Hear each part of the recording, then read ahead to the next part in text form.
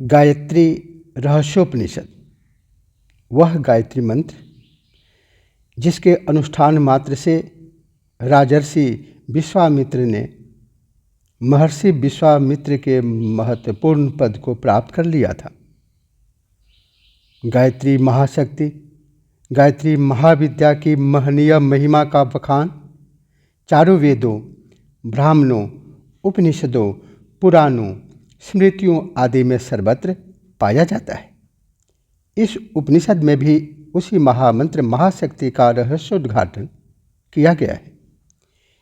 इस उपनिषद का शुभारंभ ऋषि याज्ञवल्क्य और स्वयंभुव ब्रह्मा जी के प्रश्नोत्तर रूप में हुआ है। याज्ञवल्क्य ऋषि ने स्वयंभुव ब्रह्मा जी से प्रश्न पूछा, हे ब्राह्मण, गायत्री की उत्पत्ति किस प्रकार हुई? जो ब्रह्मा से उत्पन्न है, ऐसे ब्रह्मा जी ने कहा, ब्रह्म ज्ञान के उत्पत्ति की कारणभूता प्रकृति की व्याख्या की जाती है। स्वयंभुव नाम का कौन पुरुष है? यह वही पुराण पुरुष है। उसी ने अपनी उंगली से मंथन करते हुए जल को प्रकट किया। जल से ब्रह्मा जी, ब्रह्मा से वायु, वायु से अग्नि, अग्नि से ओंकार, ओंकार से व्याहृति, व्याहृति से गायत्री हुई, गायत्री से सावित्री, सावित्री से सरस्वती, सरस्वती से चारों वेद, चारों वेद से समस्त लोक और इसके पश्चात अंत में सभी लोकों से सभी प्राणी प्रादुर्भूत हुए। अब यहाँ गायत्री और व्याहृतियों का वर्णन प्रारंभ किया जाता है।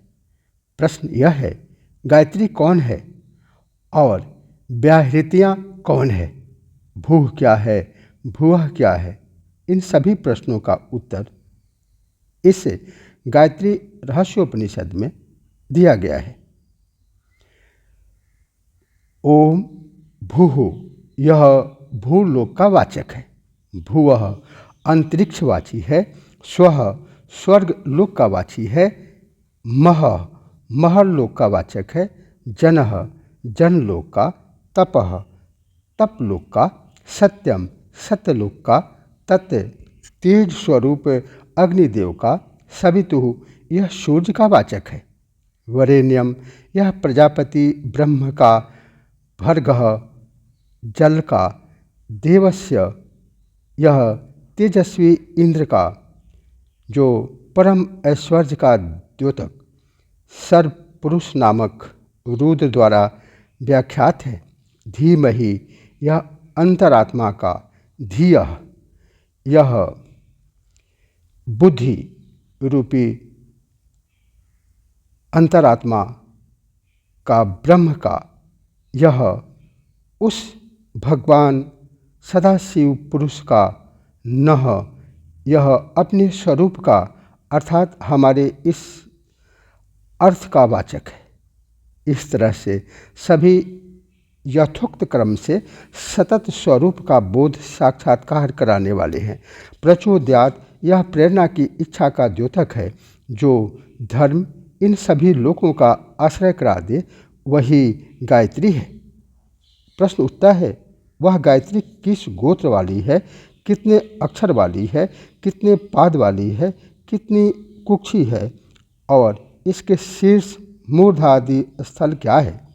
उत्तर, वह सांख्यायन गोत्र वाली 24 अक्षर वाली गायत्री 3 एवं 4 पाद वाली है।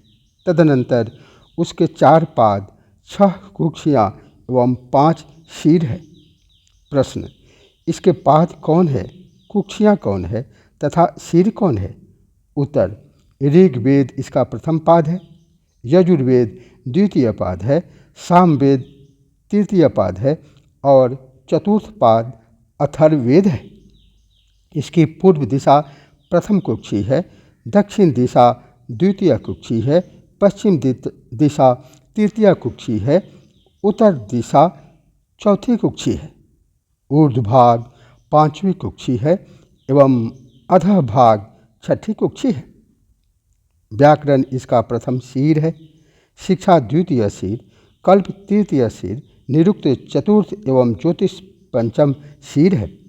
प्रश्न उठता है कि कौन सी दिशा में किस रंग की अधिष्ठात्री देवियाँ प्रतिष्ठित हैं, उनका विस्तार क्या है, स्वर लक्षण क्या है, किन अक्षरों की वह अधिष्ठात्री देवियाँ हैं, उनके ऋषि कौन है, छंद कौन है, शक्तियाँ कौन है, तत्व कौन है एवं उनके अवयव कवन है। उत्तर पूर्व दिशा में गायत्री स्थित है। इसका वर्ण लाल है। मध्यमा अर्थात दक्षिण दिशा में श्वेत वर्ण वाली सावित्री स्थित है। पश्चिम दिशा में कृष्ण वर्ण युक्त सरस्वती विद्यमान है। यही ध्यान करना उचित है। पृथ्वी, आकाश तथा स्वर्ग इन त्रिशक्तियों के विस्तार स्थल एवं निवास स्थान है। वह गायत्री अकार, उकार, मकार रूप तथा उदात आदि उदात, अनुदात एवं स्वरित स्वरात्मक है। वह त्रिकाल संध्या के अंतर्गत प्रातः काल के समय में हंसारूढ़ ब्राह्मी रूपा, मध्याह्न काल में संध्या के काल में वृषभ रूपा माहेश्वरी रूपा और वृषारूढ़ माहेश्वरी रूपा और अंतिम सायंकालीन गरुड़ारूढ़ वैष्णवी रूपा रहती है।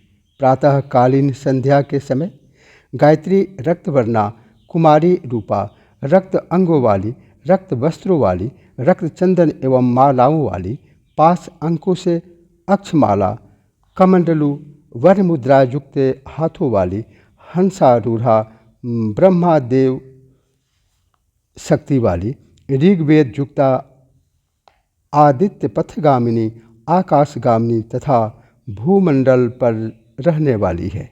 मध्याह्न काल की संध्या में वह सावित्री युवा, श्वेत अंगों वाली, शुभ्रवर्णा, श्वेत वस्त्रों को धारण करने वाली, श्वेत चंदन एवं मालाएं धारण करने वाली, त्रिशूल एवं डमरू धारण किए हुए वृषभ पर आरूढ़ रुद्र अधिदेवता यजुर्वेद युक्ता है।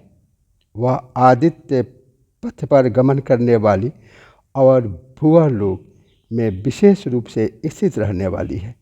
सायंकालीन संध्या सरस्वती रूपा है। वह वृद्धा कृष्ण वर्ण वाली, कृष्ण वस्त्रों को धारण करने वाली, काले गंधमाला का अनुलेपन करने वाली, शंख चक्र तथा गदा धारण किए हुए गरुड़ पर आरूढ़, विष्णु दैवत्या, विष्णु जिसका अधिदेवता है, सामवेद युक्ता, भगवान आदित्य के पथ पर गमन करने वाली तथा स्वः अर्थात स्वर्गलोक में निवास करने वाली है। ये गायत्री अग्नि, वायु एवं सूर्य रूपा है।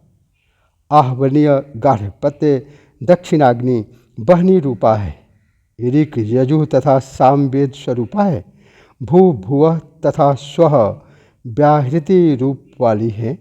प्रातः, मध्याह्न एवं सायंकालीन आत्मस्वरूपा, सत्य, रज एवं तम गुणात्मिका, जागृत, स्वप्न, सुषुप्ति रूपा, वसु, रुद्र एवं आदित्यात्मक गायत्री, त्रिष्टुप एवं जगति आदि छंद रूप वाली, ब्रह्म, शंकर एवं विष्णु के स्वरूप वाली, इच्छा, ज्ञान एवं क्रिया शक्ति रूपा तथा स्वराट, विराट एवं वसट ब्रह्म रूपा है। इसी गायत्री महामंत्र के प्रथम अक्षर के अग्नि, दूसरे के प्रजापति, तीसरे के सोम, चंद्रमा, चौथे के ईशान, पांचवें के आदित्य रूपा, छठे के ग्रहपत्य अग्नि विशेष, सातवें के मैत्र, आठवें के भग देवता, नवें के अर्जमा, 10वें के सविता, 11वें के त्वष्टा, 12वें के वृषा, 13वें के इंद्राग्नि, 14वें के वायु, 15वें के वामदेव, 16वें के मैत्रा वरुण, 17वें के भ्रातृव्य, 18वें के विष्णु, 19वें के वामन, 20वें के वैश्वदेव, 21वें के रुद्रदेव, 22वें के कुबेर, 23वें के अश्विनी कुमार और 24वें के अक्षर के ब्रह्मदेव शक्ति रूप हैं। यही प्रत्येक अक्षर के देवता कहे गए हैं। अब गायत्री के 24 अक्षरों के 24 ऋषियों का वर्णन करते हैं। इसके प्रथम अक्षर के ऋषि वशिष्ठ हैं, दूसरे के भरद्वाज, तीसरे के गर्ग, चौथे के उपमन्यु, पांचवें के भृगु, छठे के शांडिल्य, सातवें के लोहित, आठवें के विष्णु, नवें के